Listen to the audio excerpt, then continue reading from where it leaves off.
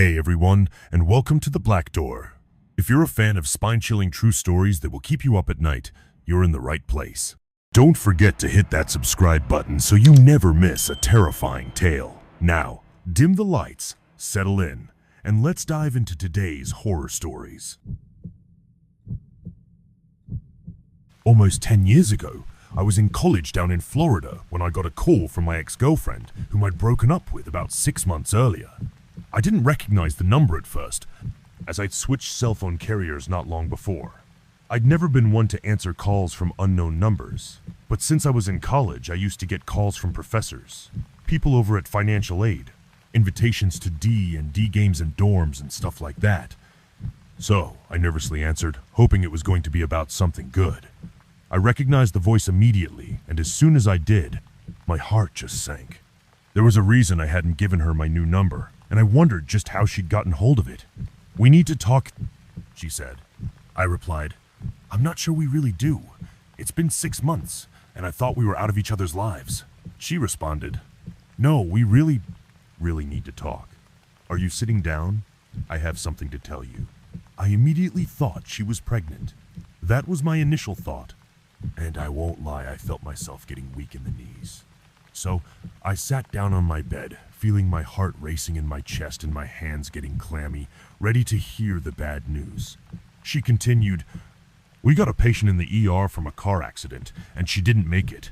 I'm so sorry, but it was your mom. My ex worked as an emergency room nurse, and getting the news like that absolutely destroyed me."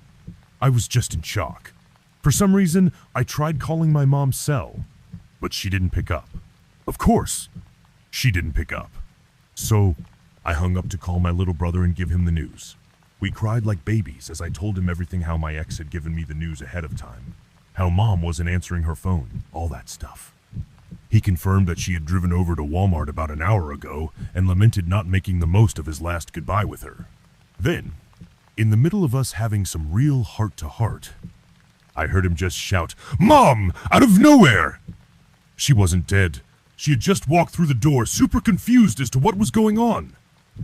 Long story short, my ex had lied. She did so because she wanted to hurt me, just like I'd hurt her. This is the point where I tell you that I cheated on her with a girl in college, but was at least man enough to admit it and have her break up with me. I'm not saying I didn't deserve some kind of revenge, but dear God, not that brutal. Ex-boyfriends can be terrible, sure, but some ex-girlfriends can be absolute psychos. Breaking up with Sean was one of the hardest decisions I've ever made. We had been together for 3 years, and for most of that time, he seemed perfect.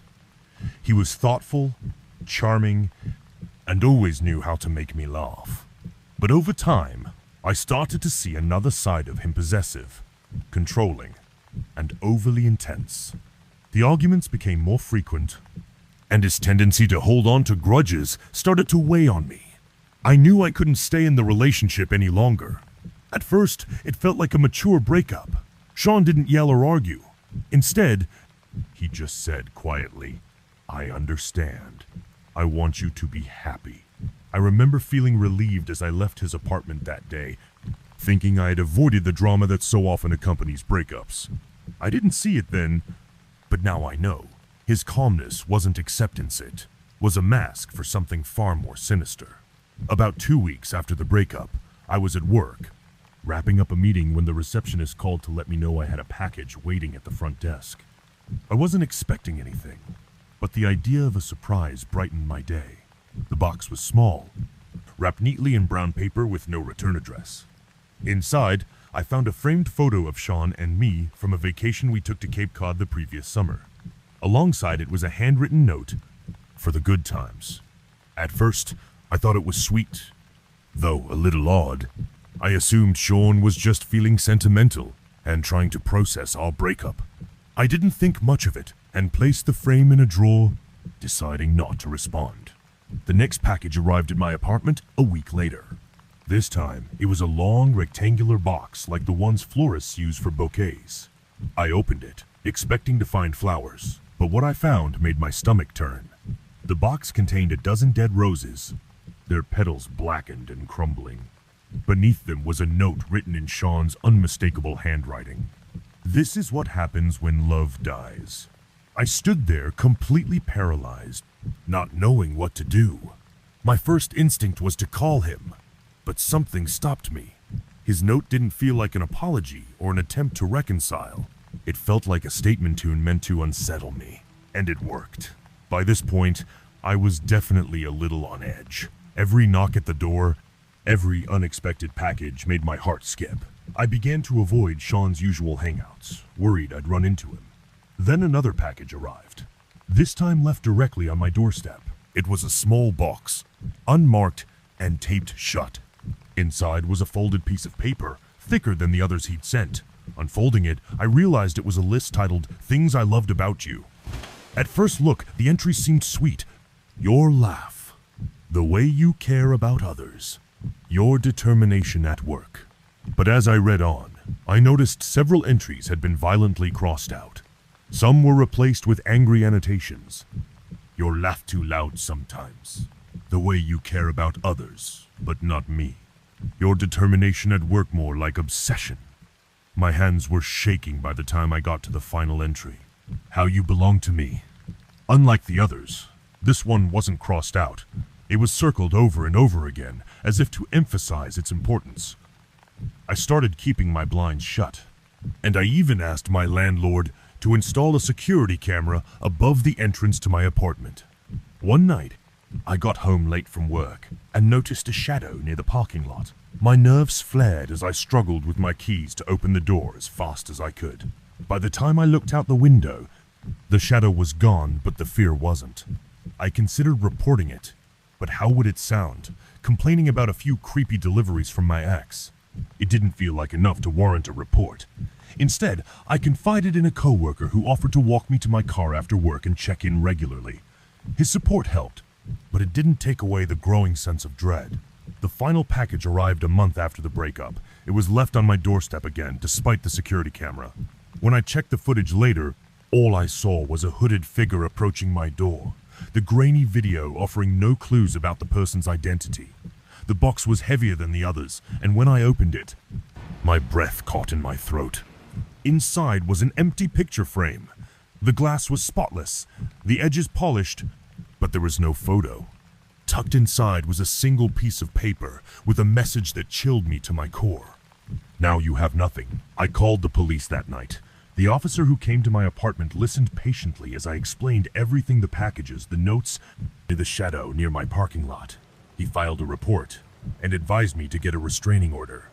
It's better to take action now before things escalate, he said. Getting the restraining order was a complicated process, but it gave me a small sense of control. Sean denied everything when the police questioned him, claiming I was overreacting. I was just trying to be thoughtful, he said, but his words didn't match his actions. I changed my locks, and for weeks I avoided going out alone, always feeling like he was just around the corner.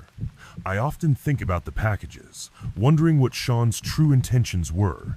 Were they meant to scare me, manipulate me, or were they simply the actions of someone who couldn't let go? Whatever the reason, they served as proof of how quickly love can turn into something threatening. When something doesn't feel right, take it seriously, because sometimes the people we think we know best are the ones we should fear the most. I was 16 when I met him. He was my friend's boyfriend's friend. He was very attractive and funny, and all-around awesome guy. So, we started to date, and things were normal for about a week.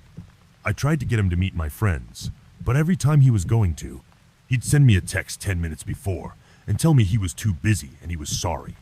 Things started getting weird when he started talking about college in the future. He told me that when I am in college that I'd be pregnant with his firstborn child, which would be a boy. Then 2 years late with our second would be a girl.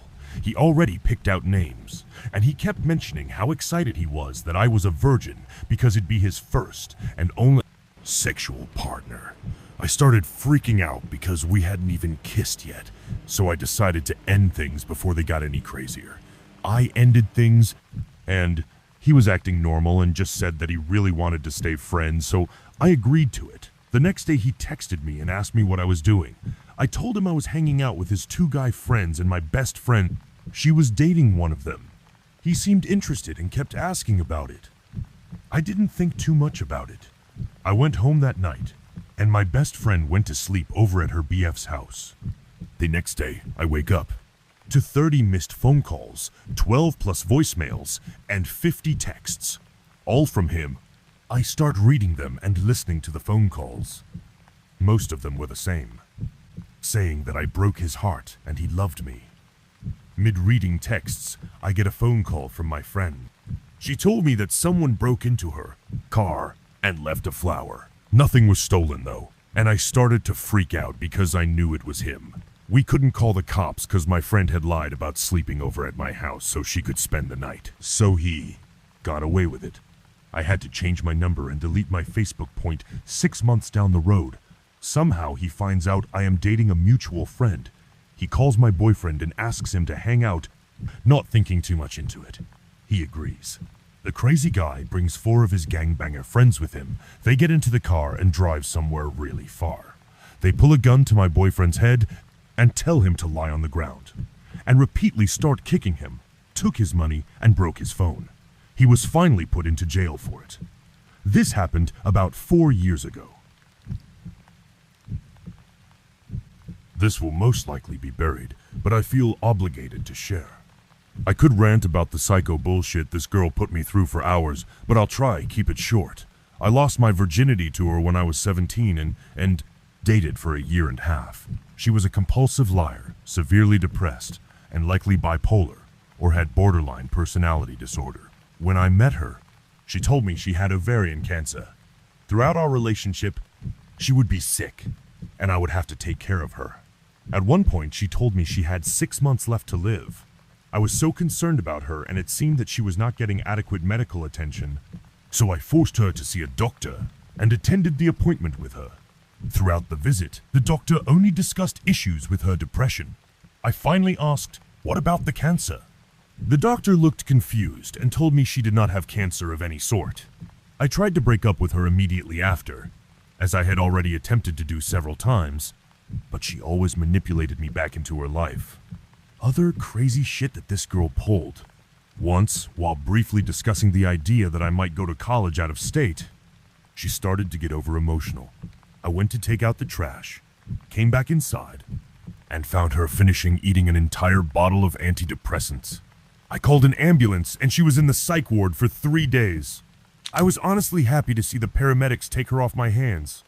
I had to call the police on her more than once because she was threatening to kill herself and I was too far away to check on her myself. She lied about being pregnant more than once, typically after I would try break up with her. Once, she told me that she was pregnant with twins and had to get an abortion. I spent more than one sleepless night as a 17-year-old high school student convinced that I was going to become a father and that my life was over. I am fairly certain she was cheating on me. She would have guys stay over at her house who she would swear were just friends. I am quite certain she would then lie to them about me, because apparently they hated me and one of them even threatened me. I bought a knife because I felt I had to protect myself. At the end of the relationship, she had started a countdown to the day she was going to kill herself and told me she was going to buy a gun. I was concerned she would actually do this because I had lent her $50 a few days before. I was honestly afraid that she would try kill me as well as herself. This is when I finally opened up to her parents about what she was telling me. This is when I realized that not only was the cancer a lie, but she was also not adopted and had been lying to me about several other things. To this day, I do not know if anything she ever told me were true. Her parents and I set up a psychological intervention with her therapist, during which she became overly emotional and angry and stormed out.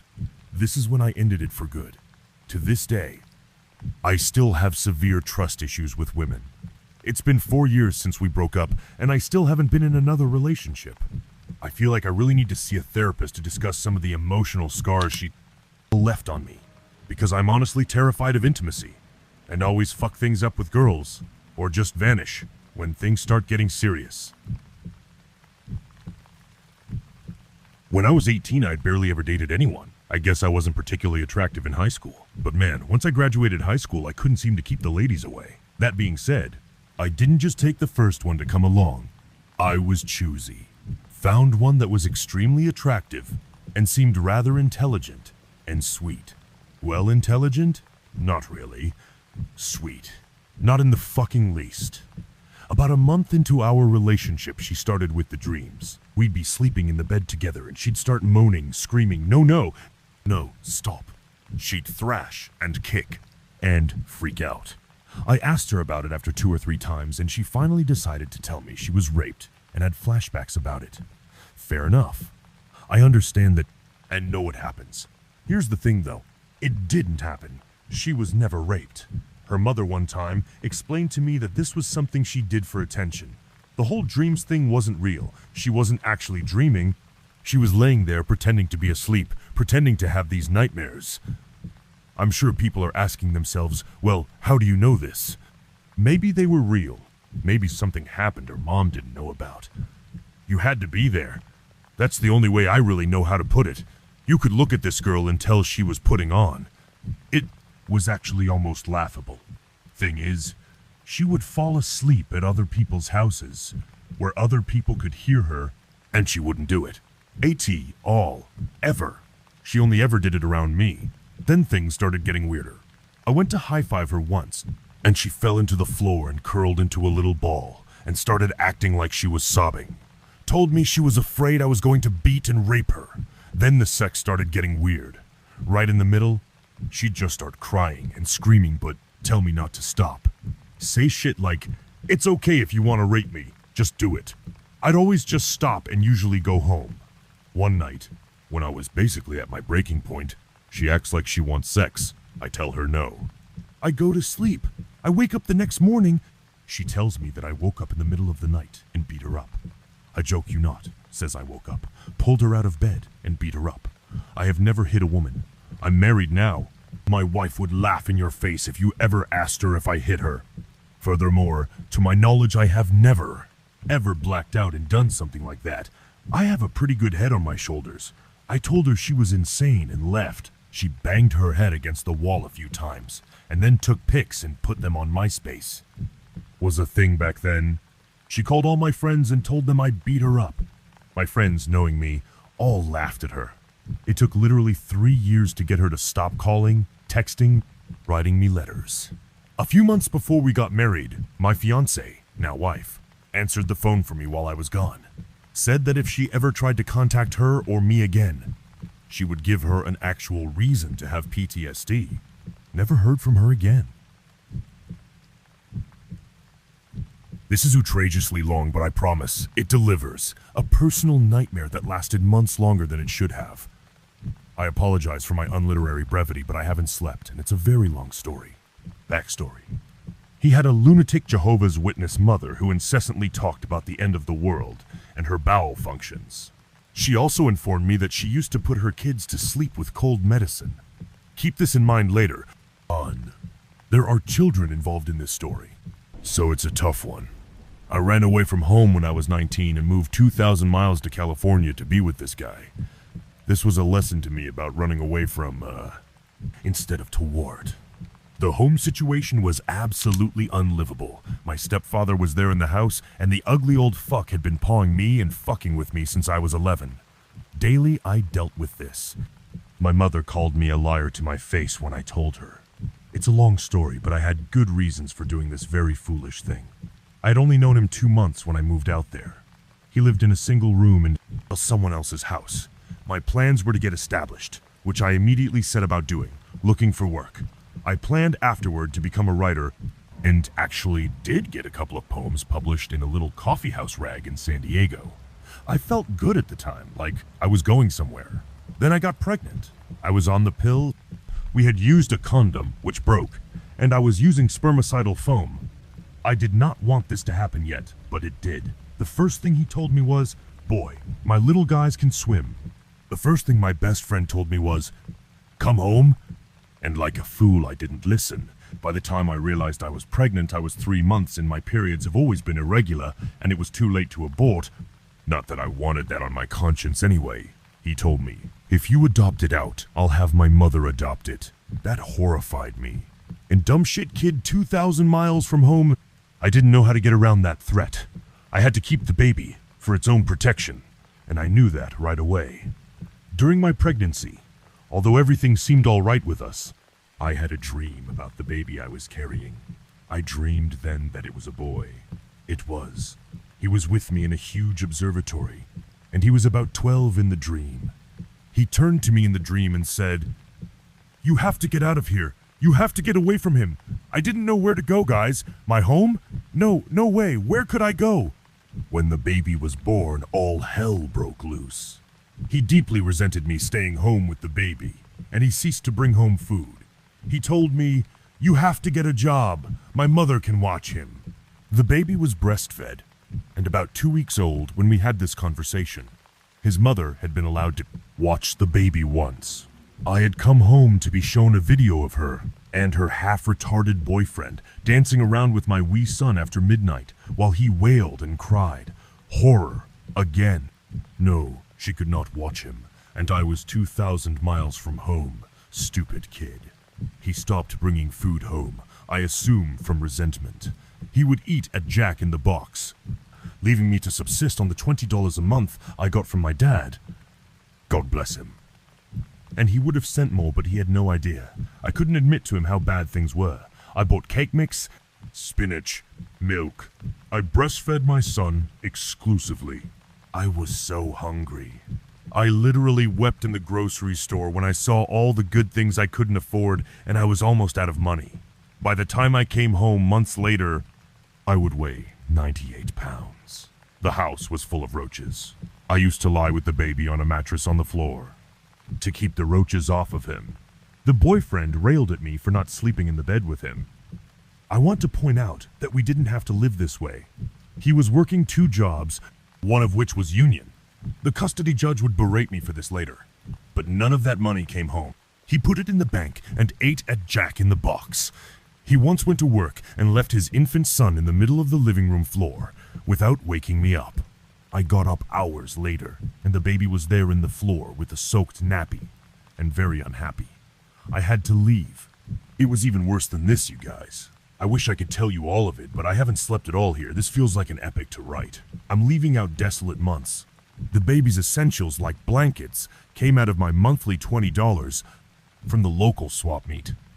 I had to shake bugs out of them. I've never been rich, but I was not raised this way, and I was hurting. I called home and whispered to my dad that I had to come home now. I was starving. There was no food, and the baby was developing an empty stare that I didn't like. Today, he has Asperger's syndrome, and I will always wonder. During this same time, the insane guy had left me and was staying at his mother's. I learned of his abdicating the relationship when he stayed at his mom's and ate Thanksgiving dinner, staying there overnight without us. Some backstory. During the months I'm leaving out, my mom and sister came to visit me, and during this time my sister slept with a friend of his. They were only here a week. I'll leave you to your own conclusions about that. She also told him, unbeknownst to me, that I was planning on leaving the guy. Because of this, I was served a court order after the guy scurried to mommy and was forbidden from leaving the state. You see the mess developing. Stupid kid. When my dad arrived, there was so little food in the house that he took pictures. Then, he took me out to get groceries, and when we arrived home, the place had been ransacked. My books, my writing, my word processor, all of the baby's possessions, all my possessions, gone. And as we were staring at the emptied house in a daze, a cop showed up at the door with a court order to take my son. The guy had lied to a judge and told him we were leaving the state. He knew my dad was coming, and he had been calling and hanging up all afternoon. When they knew we were gone, he and his family swept in and took everything. To the cops' credit, they were both very upset and made a concerted effort to contact the judge to remand the order, but couldn't reach him. I had to give my son to the cop. He was 4 months old and totally breastfed, would not take a bottle. And that fucker, the ex, took him from me, and that fucker kept him from me all night.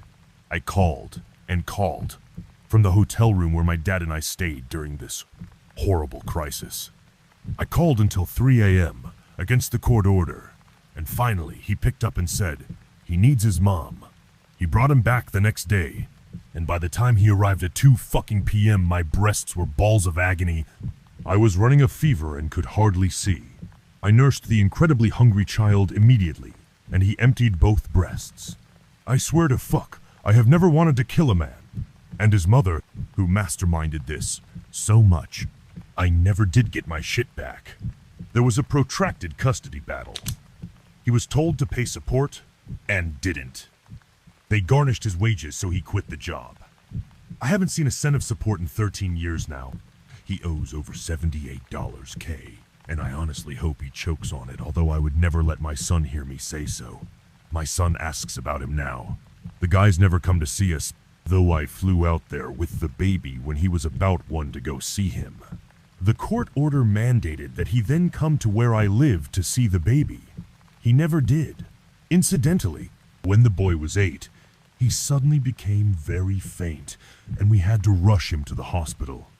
It turned out he had Crohn's, was bleeding in his intestines, and was in immediate need of a blood transfusion. Jehovah's Witnesses don't allow blood transfusion, and that crazy mother of the ex owned the guy. If I had left that baby in California, he would be dead today. He's happy and mostly healthy now, though. Incredibly bright. His favorite thing is a Lego robotics class he's taking after school, and I'm unspeakably proud of him. We're okay now, and I try not to think about any of this.